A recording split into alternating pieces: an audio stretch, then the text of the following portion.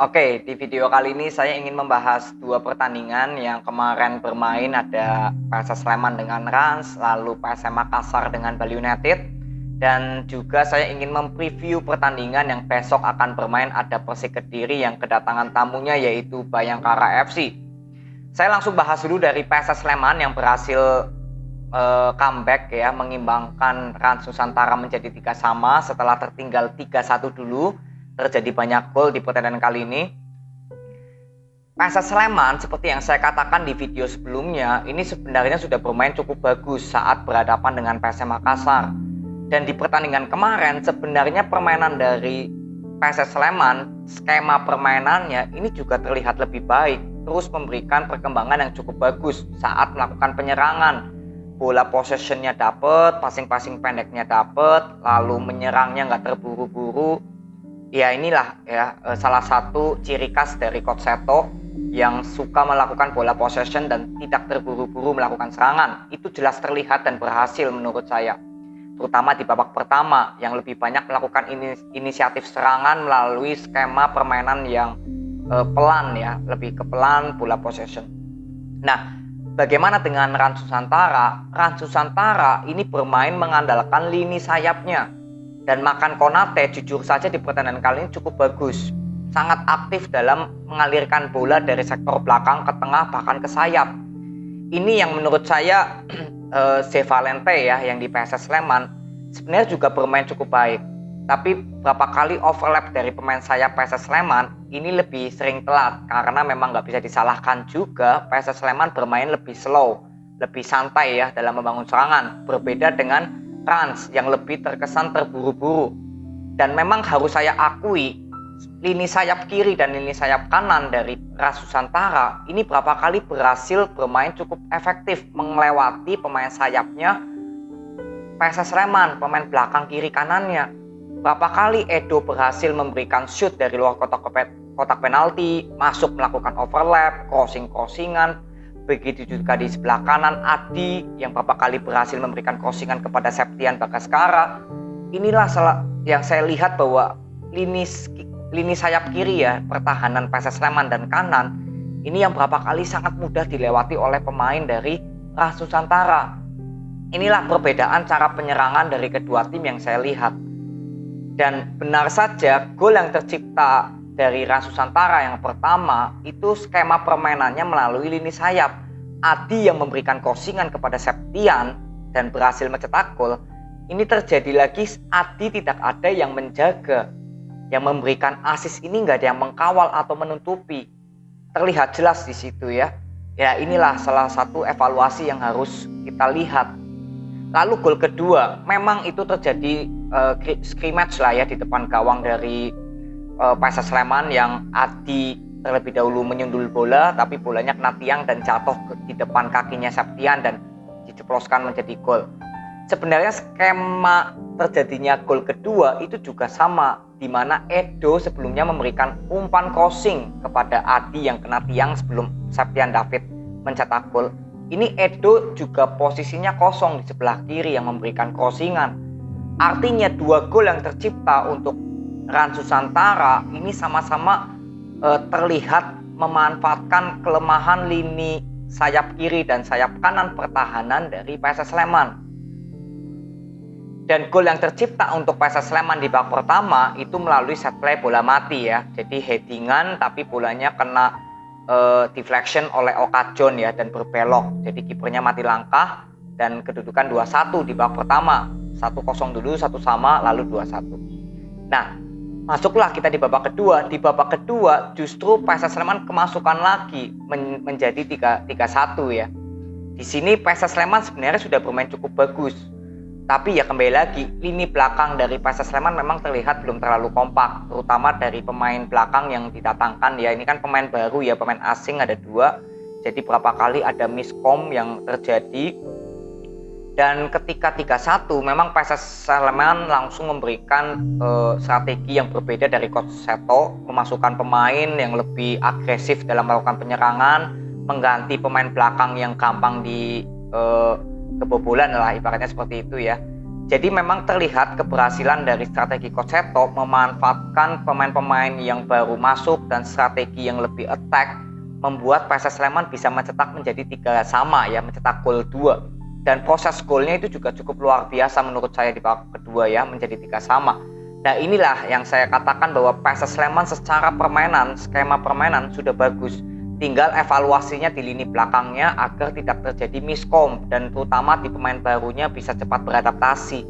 Karena sangat disayangkan ketika PSS Sleman bisa mencetak gol ya, menghadapi PSM mencetak gol, menghadapi Rans juga mencetak 3 gol langsung, tapi lini belakangnya justru kemasukan lebih banyak daripada jumlah gol. Ini menurut saya kerugiannya.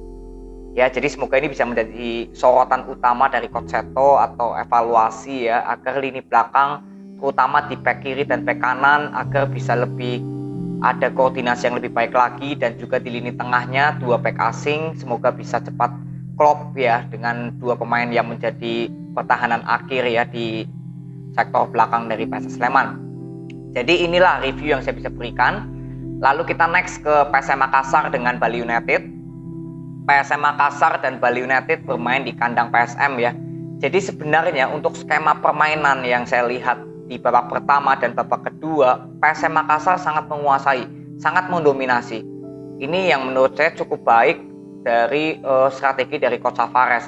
Dan untuk Bali United sebenarnya juga masih ada peluang. Tapi saya melihat permainan dari Bali United ketika tertinggal dulu ya 1-0 dari gol penaltinya Everton. Ini berapa kali kok seperti Bali United ini permainannya sudah nggak hidup. Nah ini menurut saya adalah keberhasilan dari pemain PSM Makassar yang memberikan pressing yang sangat ketat, pressing yang sangat ketat kepada pemain Bali United.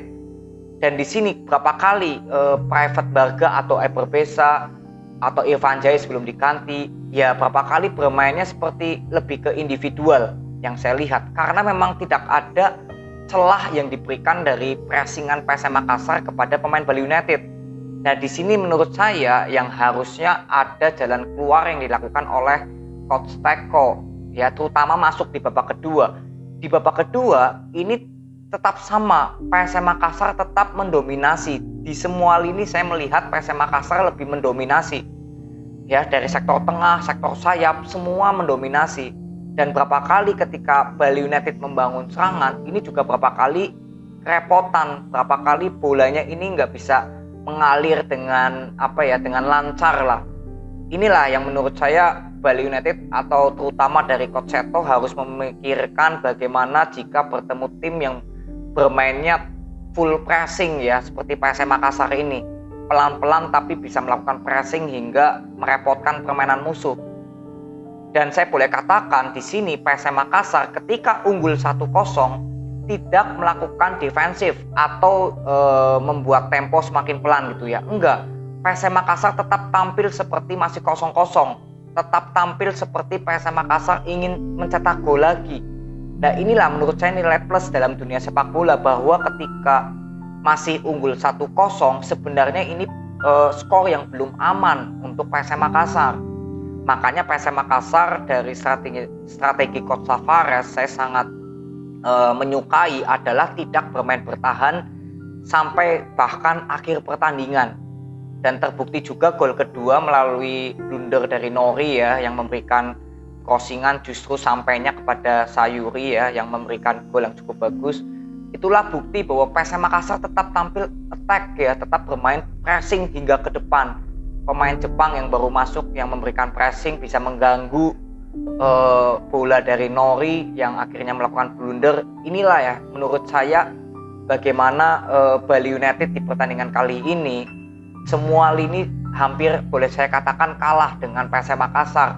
Bahkan secara permainan PSM Makassar ini lebih bisa membuat aliran bola dari Bali United ini berhenti, ritme permainan dari Bali United berhenti. Jadi banyak sekali pelanggaran-pelanggaran yang terjadi karena pemain Bali United lebih banyak melakukan skill individu. Ini yang saya lihat. Dan yang menarik lagi, Ramdhani Lestaluhu dimainkan ya ketika Bali United masih tertinggal 1-0. Saya masih belum paham kenapa Ramdhani Lestaluhu ini masih dimainkan oleh Bali United atau oleh Coach Seto di saat tertinggal. Ya, Ramdhani Lestaluhu, karena saya nggak melihat Ramdhani Lestaluhu ini berkontribusi lah untuk Bali United sejauh ini. Di pertandingan kemarin di Piala Presiden saya nonton, di AFC saya nonton, ya tapi sudahlah, itu kembali lagi Coach Teko yang lebih paham. Lalu yang kedua, Spaso sudah mati kutu di sini. Berapa kali Spaso mendapatkan bola bisa dihitung pakai jari. Kenapa nggak diberikan kesempatan kepada Lerby yang lebih awal bermain? Ya kan memang Lerby akhirnya bermain ya, tapi menurut saya itu sudah telat karena ritme permainan dari PSM Makassar ini tetap masih mendominasi, dan saya tidak melihat aliran bola dari pergantian pemain dari Bali United ini justru memberikan strategi yang berbeda dari Coach Teko, tetap sama, hanya yang saya lihat melakukan pergantian pemain. Nah ini yang saya sayangkan. Semoga di match berikutnya Lerby bisa dijadikan sebagai starting line up, diberikan jam terbang lagi, karena Spaso ini saya lihat di awal-awal di Piala Presiden juga, di AFC Cup juga, seperti lagi belum performnya ya, belum perform banget, belum balik lah permainannya. Jadi bisa diberikan kesempatan kepada pemain lainnya seperti Lerby yang juga menurut saya nggak kalah bagusnya sebagai target man dari Bali United. Ya, jadi kemenangan 2-0 untuk PSM Makassar, selamat 2 pertandingan tanpa terkalahkan. Dan semoga ini bisa terus menghasilkan hasil yang positif ya di pertandingan berikutnya untuk PSM Makassar. Prosesnya cukup bagus. Dan untuk Bali United semoga tetap semangat. Evaluasi harus diberikan kepada Coach Teko juga, melihat Bali United secara strateginya ini hampir kalah di semua lini lah oleh strategi dari Coach Tavares ya. Jadi bisa berikan evaluasi juga. Lalu kita next ke Persik Kediri ya, yang akan kedatangan tamu dengan Bayangkara besok. Jadi sebenarnya untuk Persik Kediri saya nggak banyak bahas karena saya sudah bahas di preview kemarin ya, lalu juga review saat kalah dengan Persita. Jadi yang saya ingin lihat di pertandingan besok yaitu bagaimana lini serang dan juga line up-nya yang diturunkan ini seperti apa. Ya, line up yang diturunkan. Lalu Bayangkara saya sudah menonton di di Piala Presiden, lalu kemarin lawan Persik Kediri. Bayangkara ini pemain tengahnya kalau boleh saya katakan sangat aktif membangun serangan dan bertahan. Ini juga merupakan adu pemain tengah dari Persik dan Bayangkara. Saya di pertandingan besok akan fokus tetap di pemain tengahnya karena Bayangkara ini kalau boleh saya katakan ya, membangun serangannya hampir melewati lini tengah dulu sebelum ke sayap. Sama seperti Persik Kediri, berapa kali membangun serangan melalui lini tengah. Dan di sini saya juga ingin melihat bagaimana kreativitas dari para pemain tengah Persik Kediri dan Bayangkara di pertandingan besok. Karena kunci untuk membawa ritme permainan, skema permainan yang hidup, ini pemain tengah dari kedua tim harus aktif. Ini yang saya lihat untuk Persik Kediri dan Bayangkara di pertandingan besok. Jadi saya nggak akan bahas lini belakangnya. Karena kemarin masih banyak yang komentar mengenai lini belakang dari Persik Kediri. Saya besok justru ingin bahasnya ini di sektor lini tengahnya yang saya ingin lihat. Kecuali kalau ada blunder-blunder seperti kemarin Arthur Felix lawan Persita, baru mungkin saya akan masukkan atau saya akan bahas sedikit.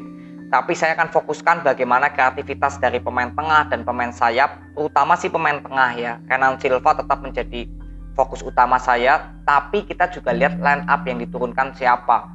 Jika Rohichan dengan Taufik ya, atau Rohichan dengan Arthur ya, itu tetap sama seperti lawan Persita kemarin. Saya tetap sama akan membuat komentarnya. Tapi yang saya ingin lihat apakah Fitra Ridwan bisa dimainkan dari awal apa enggak, lalu Abioso dengan Pahabol dimainkan dari awal apa tidak, dan Jenderson apa M. Ridwan. Kita sama-sama lihat dari line up-nya dulu, karena ini sangat menarik untuk saya melihat bagaimana Persik Kediri di pertandingan kemarin lawan Persita Tangerang, apakah ada perubahan untuk besok bermain di kandang sendiri ya, karena ini kan Persik Kediri bermain di kandang sendiri, artinya harus bisa tampil ngotot gitu ya, semaksimal mungkin untuk meraih 3 poin. Jadi kita akan lihat besok, karena musuh yang dihadapi juga tim yang cukup bagus di Liga Indonesia. Bayangkara yang memiliki kedalaman skuad yang cukup bagus juga. Hargianto terutama dari otak serangan Bayangkara yang saya lihat. Lalu ada Vicky Pasamba juga menjadi gelandang bertahan yang cukup bagus.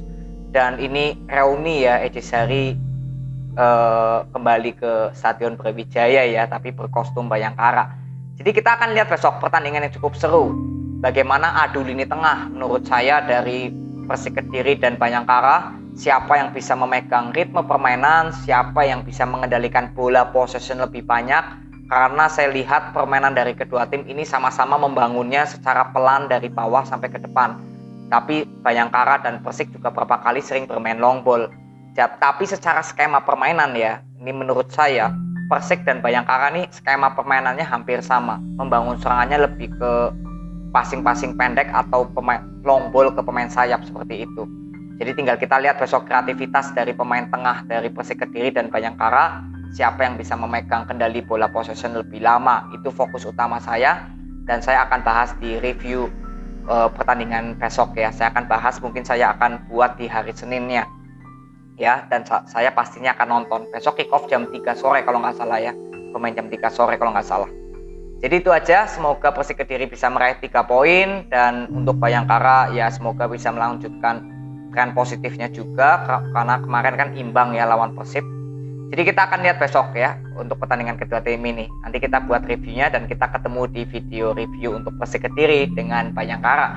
Terima kasih yang sudah nonton sampai akhir. Semoga review ini bermanfaat untuk kalian. Nanti kita ketemu di video berikutnya. See you.